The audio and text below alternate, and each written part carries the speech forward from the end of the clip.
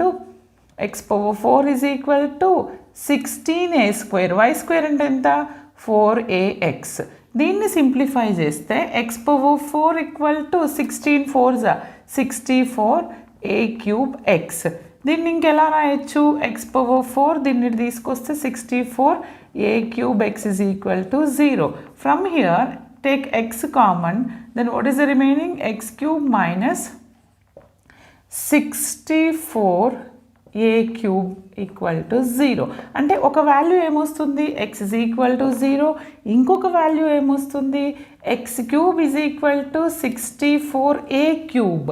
అంటే మనం దాన్ని ఎలా రాయొచ్చు 64a cube అని అంటే 4 4s 16 4s అంటే 4 cube అని రాయొచ్చా అంటే x cube is equal to 4 cube a cube. From here a is